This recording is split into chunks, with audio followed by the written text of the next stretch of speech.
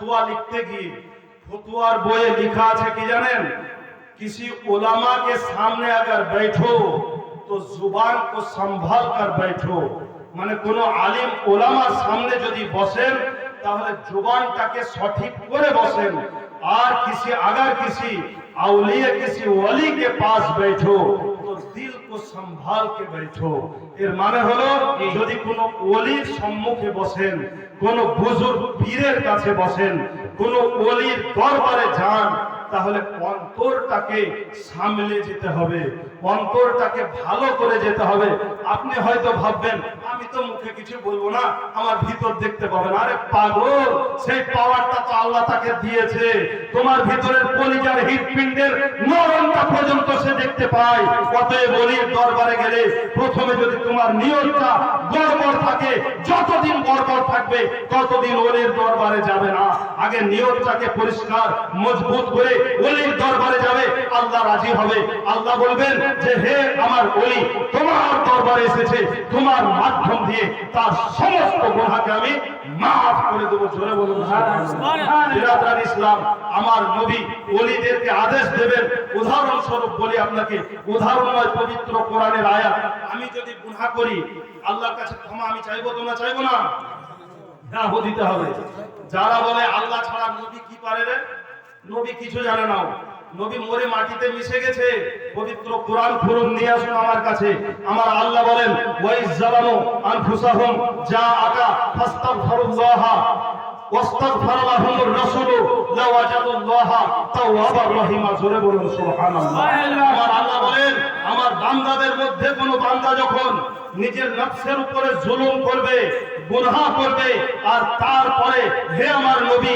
আমার ওই বান্দা যদি তোমার দরবারে যায় ভালো করে বুঝবেন তোমার দরবারে যায় আর তুমি যদি আমার কাছে বলো যে হে আল্লাহ আমার অমুক উম্মত ভুল করেছে আল্লাহ তুমি ক্ষমা করে দাও লা ওয়াজাদুল্লাহ এই নামটা হচ্ছে আবশ্যকীয় অব্যয় যেটাকে আরবিতে বলা হয় হারফে তাকিদ তাকিদি শব্দ লা ওয়াজাদুল্লাহ তাওয়াবার রহিমা অবশ্যই অবশ্যই তাহলে সেই বান্দা আল্লাহকে তওবা কবুলকারী গফুর হিসাবে রহিম হিসাবে পাবে জোরে বলুন সুবহানাল্লাহ তাহলে গুনাহ করছি আমি আমার নবীর দ্বারা গুনাহ maaf হচ্ছে অতএব সেই নবীর উপরে যদি ঈমান না থাকে হাজারো বার আপনি তওবা করুন আমার নবীর ওসিলা ছাড়া আপনার তওবা কবুল হবে না চ্যালেঞ্জ এটা আমার হবে না যদি হতো তাহলে আমাদের পিতা আদি পিতা সারা পৃথিবীর পিতা বাবা আদমের হতো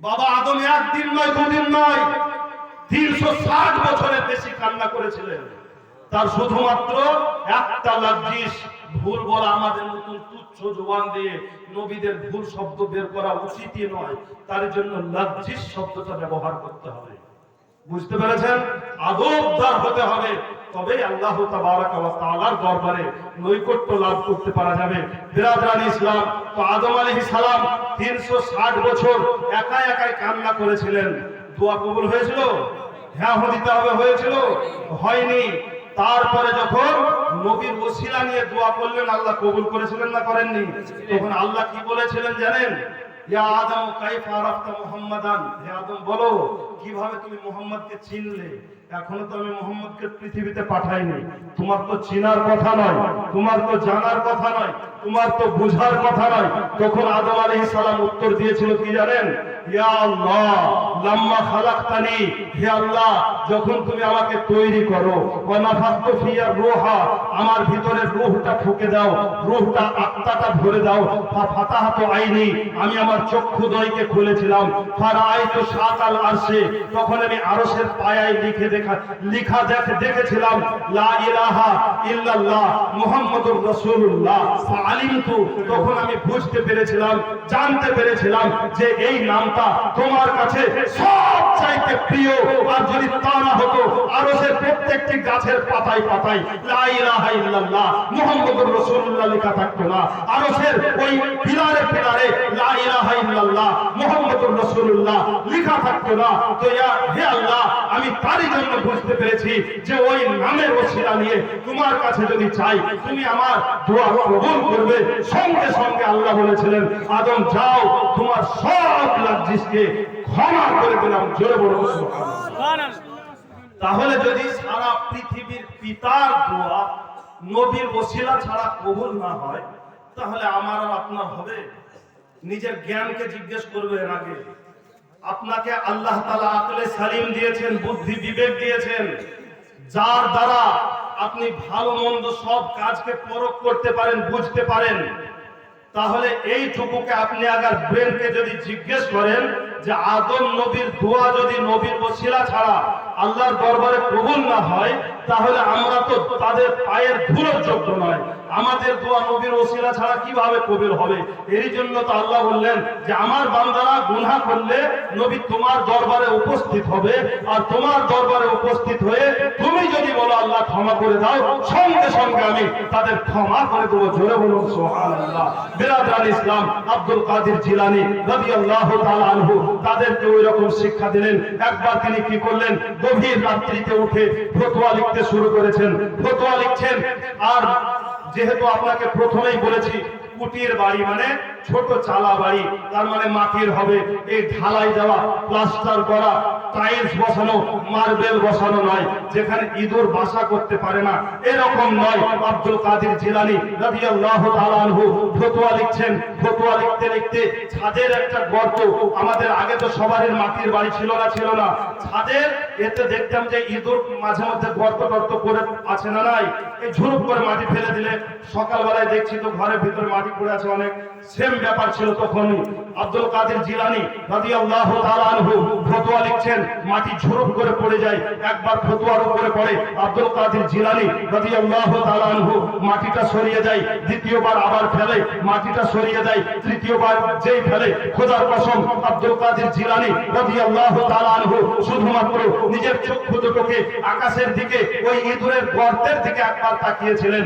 সঙ্গে সঙ্গে গর্ত থেকে ইঁদুরটা পুড়ে কাবাব হয়ে নিচে পড়েছিল। জোরে বলুন সুবহানাল্লাহ। এটা হলো গৌসে পাকের চোখের পাওয়ার। বিরাদরান ইসলাম আব্দুল কাদের জিলানী রাদিয়াল্লাহু তাআলা আনহুর আরো কারামাত হলো। আরো একটা কথা বলি, এরা কিন্তু নবী নয়। নবী কি? নবী নয়, এরা হচ্ছে ওলি। আমরা নবীকে বেশি ভালোবাসি, কোনো সন্দেহ নাই আছে। তাই জন্য আমাদের উপরে ফতোয়া পড়ে যায় কি জানেন, এরা নবীকে আল্লাহর চাইতেও বেশি প্রাধান্য দেয়। দেখবেন, আপনি শুনে দেখবেন, আমি কত লোকের মুখে শুনেছি সে পাগল বলে এরকম কথা বলে। আমার আল্লাহ বলছেন যে তোমার ঈমানই হলো আমার নবী। অতএব যদি তুমি নবীকে ভালোই না বাসলে, তাহলে তুমি তো মুমিনই হতে পারবে না। আর মুমিন না হতে পারলে আমার কাছে এসে তোমার তো কোনো লাভ নাই, জাহান্নাম ছাড়া কোনো উপায় নাই। তাহলে তারা ভুল পথে আছে না আমরা আছি? নিজের বিবেককে জিজ্ঞেস করবেন, নিজের বিবেক উত্তর দেবে আপনাকে যে আপনি সঠিক রাস্তায় আছেন না বেঠিক রাস্তায় আছে। শিরকের গুনাহ সবচাইতে বড় গুনাহ, এটা আমরা জোর গলায় বলি।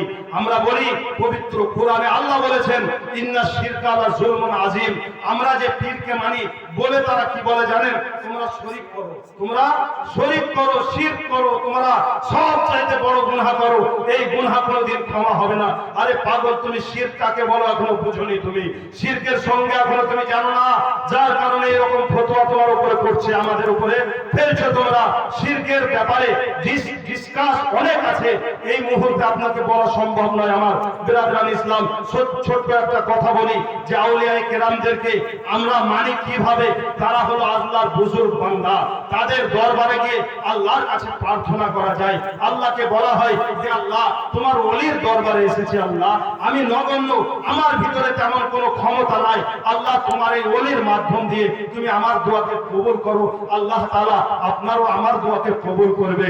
আর ওই ওলির কাছে গিয়ে আমরা চাই না, ওলির দরবারে গিয়ে আমরা সিজদাও করি না, সিজদা একমাত্র আল্লাহ ছাড়া অন্য কারোর জন্য বৈধ নয়। আর তারা বলে আমাদের উপরে মিথ্যা অপবাদ এটা, যে আহলুস সুন্নাত ওয়াল জামাতের লোকেরা যারা সুন্নি বলে, যারা বেরেলি বলে, আমাদেরকে সুন্নি বলে আমরা খুশি হই, আমাদেরকে সুন্নি বললে আমরা খুশি হই, আমাদেরকে আহলুস সুন্নাত ওয়াল জামাত বললে আমরা খুশি হই, আমাদেরকে বেরেলি বললে আমরা খুশি হই।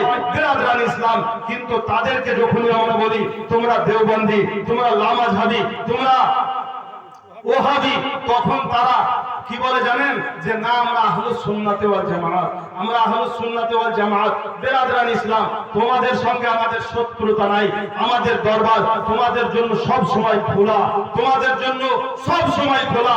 এক মুসলমান অপর মুসলমানের ভাই, তাই আমাদের উপরে কর্তব্য বর্তায় এটাই যে আমরা আমাদের কাছে এসো, সঠিক জিনিসটা তোমাদের কাছে তুলে ধরবো ইনশাআল্লাহ, বিপদগামী হতে দেওয়ার চেষ্টা করব না। আর যদি তোমরা ভাবো যে আমরা হয়তো বিপদগামী হয়ে আছি, তাহলে আমাদের সঙ্গে সামনাসামনি বসতে হবে। মোবাইলের দুটো ভিডিও দেখে ইমাম সাহেবদেরকে জ্বালানোর চেষ্টা করবেন না। যদি প্রয়োজন পড়ে মাদ্রাসা থেকে আমাদেরকে ডাকবেন এনি টাইম, যে কোনো মুহূর্তে, রাত্রি দুপুর সকাল বিকাল যে কোনো মুহূর্তে। তবে গ্রামের মধ্যে ফিতনা তৈরি করবেন না, গ্রামের মধ্যে ভাঙন তৈরি করবেন না। পবিত্র কোরআনে আমার আল্লাহ বলেন, ওয়াতাসিমু বিহাবলিল্লাহি জামিআ ওয়ালা তাফাররাকু, আল্লাহর একত্ববাদের রশ্মিকে মজবুত ভাবে ধরে থাকো, বিচ্ছিন্ন হয় না। যে জাতি বিচ্ছিন্ন হয়েছে সে ধ্বংস হয়ে গেছে, যে জাতি বিচ্ছিন্ন হয়ে গেছে ধ্বংস হয়ে গেছে। উদাহরণস্বরূপ বলি, পাট আমরা দেখেছি, পাটের দড়ি সুতলি, একটা আঁশ যদি বের করা হয় অতি নগণ্য তুচ্ছ, একটা বাচ্চা ছেলে দুটো আঙুল দিয়ে ছিঁড়ে দিতে পারে না, পারে। কিন্তু অসংখ্য পাটের রশিকে এক জায়গায় যখন পাকানো হয়, পাকানোর পরে একটা দড়ি তৈরি হয়, ওই দড়িটা কিন্তু দুই হাতে টেনেও ছিঁড়া যায় না, যায় কি? যায় না। তো যে ভাইয়েরা মোবাইল দেখে এই গ্রামের মধ্যে বিবাদ সৃষ্টি করছেন, তাদের উদ্দেশ্যে বলি, এই জায়গাতে আপনারা বিপদগামী হয়ে আছেন। আমার আল্লাহর পবিত্র কোরআন আয়াত দ্বারা আপনি বিপদগামী, যারা অধিকাংশ থাকবে বিপদগামী নয়। আল্লাহ বলেন, ওয়াতাসিমু বিহাবলিল্লাহি জামিআ ওয়ালা তাফাররাকু, আল্লাহর একত্ববাদের রশ্মিকে মজবুত ভাবে ধরো, বিচ্ছিন্ন হয়ো না। দল থেকে যেই ছুটে যাবে সেই সময়তে তুমি পথভ্রষ্ট হওয়ার লক্ষ্য থাকবে, পথভ্রষ্ট হওয়ার সম্ভাবনা থাকবে। উদাহরণস্বরূপ বলা হয়, একটি এই চিথলার বিলে যদি আপনার একদল ছাগল থাকে, তার মধ্যে একটি ছাগল পথ যদি পালচ্যুত হয়ে যায়, দূরে চলে যায়, শিয়াল তাকে ধরে খাওয়ার সম্ভাবনা থাকবে, বাঘ তাকে ধরে খাওয়ার সম্ভাবনা থাকবে। কিন্তু যদি একটি পাল বিশিষ্ট সমস্ত ছাগল এক জায়গায় থাকে, তাহলে কিন্তু ওই বাঘ বা শিয়াল যতই তার কাছে আসার চেষ্টা করুক, তারা কিন্তু সব দূরে দূরে একসঙ্গে দূরে পালাবে, তাদেরকে ধরতে পারবে না। বেরাদরান ইসলাম ভাইরা, আপনারা দুঃখ নেবেন না, রাগ নেবেন না, আপনারা আমাদেরকে ডাকবেন, যথেষ্ট আপনাদেরকে বুঝিয়ে, আপনারা হয়তো ভুল বুঝেছেন বলে ফিতনা তৈরি হচ্ছে, সেই ভুলটাকে সঠিকে পরিণত করবেন, আল্লাহ আপনাকে সঠিক পথ দেখাবেন। আর যদি আপনি মনে করেন আমি একাই সঠিক আছি, এরা সব ভুল পথে আছে, তার মানে আপনি হলেন সবচাইতে বড় ভুল পথের পথিক।